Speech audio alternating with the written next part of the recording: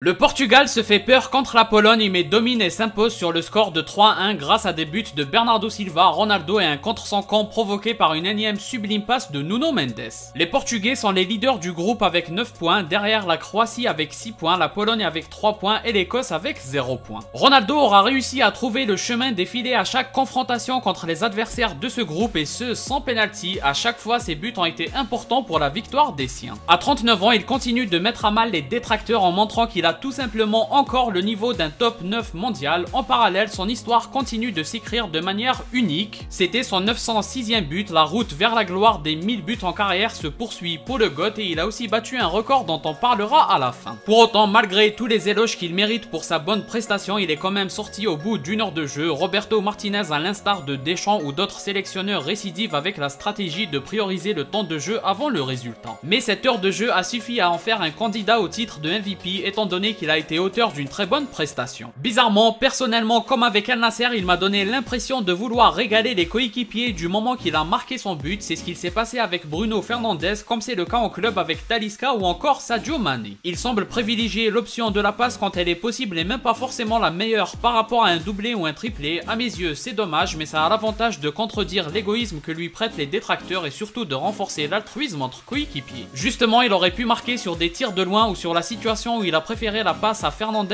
plutôt que de tenter sa chance. On peut aussi parler du coup franc laissé. Là encore, c'était pour Bruno Fernandes, personne n'en dira rien, mais quand Ronaldo va les prendre, ça va l'attaquer en justice pour égoïsme. Comme toujours dans le foot, chaque chose peut être jugée positivement ou négativement. Avec Ronaldo, certains tendent vers le négatif, trop souvent malheureusement. En tout cas, son heure de jeu est quasiment impeccable, à part 2 à 3 pertes de balles évitables. Il a rempli ce rôle de neuf comme il se doit et la rentrée de Jota n'a fait que confirmer que Ronaldo était auteur d'un très bon match. On doit aussi parler des buts. D'abord le premier sur un enchaînement absolument fantastique entre la passe de Neves vers Bruno, ensuite la remise pleine de lucidité vers Bernardo et cette finition en volée. Franchement c'est juste parfait, un vrai régal à voir ce genre de séquence. Très rapidement derrière, le deuxième but est arrivé, c'est Leao qui a régalé à son tour, il a éliminé 3 adversaires en partant du milieu de terrain, il a trouvé la barre et c'est à Ronaldo que ça a profité. Alors évidemment c'est Leao qu'il faut féliciter, mais CR7 a le mérite de se retrouver là où il faut quand il faut et avoir le bon réflexe pour bien conclure. La Pologne a relancé le match à un quart d'heure de la fin sur un dépassement de fonction et de la réussite, mais finalement Nuno Mendes et Jota ont permis de sceller une victoire bien méritée, il faut le dire. D'ailleurs, une vraie question se pose sur le jugement du hors-jeu dans ce genre de but contre son camp. Le défenseur intervient parce que Jota participe à l'action et surtout il ne peut pas savoir qu'il est hors-jeu. Bref, ça mérite une vraie réflexion assez profonde. Individuellement parlant, Fernandes doit au moins marquer un but avec toutes les situations qu'il a eues, c'était pas son jour en termes de réussite. Leao, c'est le genre de match typique de Vinicius qu'il propose, beaucoup d'échecs pour faire des différences, mais quand ça réussit c'est une vraie occasion de but. Donc moi qui a comme joueur favori moderne Vinicius, je ne peux qu'encourager Leao à le refaire régulièrement. Ruben Neves n'est pas aimé par la communauté portugaise, mais personnellement je le trouve très performant. Alors certes, rien d'extraordinaire dans son jeu, mais de la simplicité efficace est nécessaire à son poste. Attention aussi au gardien Costa sur la sortie hasardeuse qui donne des flashbacks du mondial 2022 contre le Maroc. Lewandowski aurait pu avoir un but gratuitement. Ça semble être le Donnarumma portugais, sur sa ligne il est très rassurant mais il ne peut pas s'empêcher d'une grave erreur régulièrement, c'est vraiment dommage, il doit le corriger et il sera l'un des meilleurs à son poste. Pour revenir au match dans sa globalité, le Portugal a dominé la Pologne, le jeu de Martinez a le mérite de montrer un visage dans le jeu digne de la supposée différence sur le papier. Lewandowski par exemple n'a quasiment pas existé, d'ailleurs ce serait injuste de lui tomber dessus quand son équipe ne se procure aucune occasion. C'est exactement ce que je défends régulièrement avec Ronaldo, le poste de 9 est un cas à part, si l'équipe a du mal à multiplier les situations, comment s'attaquer à celui qui ne peut rien faire. Malheureusement, même le Portugal de Martinez qui domine ne se procure pas tant d'occasions qu'il ne devrait, on voit trop de possessions inutiles, heureusement qu'il y a des joueurs comme Ronaldo ou Leao qui n'hésitent pas à aller de l'avant. C'est évident que les autres se contentent d'obéir aux sélectionneurs et attendent des ouvertures pour avancer, la seule exception c'est Leao qui s'est montré dans un beau jour. Ou encore Ronaldo quand il décroche et il cherche toujours à avancer, bref tout ça pour dire que malgré la domination évidente du Portugal, le danger provoqué n'est pas si grand. Et c'est pourquoi à des moments le match est relancé alors qu'il devrait être enterré. Ce manque d'occasion n'est pas à l'avantage des attaquants, on va me dire que je défends Ronaldo mais par exemple sur les 30 minutes de Jota, il n'a quasiment rien eu à manger. Pour moi c'est anormal quand une équipe est autant capable d'imposer une supériorité à son adversaire. Bref, Ronaldo et le Portugal enchaînent ensemble, c'est le plus important et comme promis on termine sur le record égalé de Sergio Ramos. Ronaldo est désormais le joueur avec le plus de victoires en équipe nationale. Comme d'habitude, n'hésitez pas à donner votre avis en commentaire. Si vous avez aimé, laissez laisser un like et abonnez-vous pour ne rien rater, partagez la vidéo pour me soutenir, moi je vous dis à la prochaine, portez-vous bien.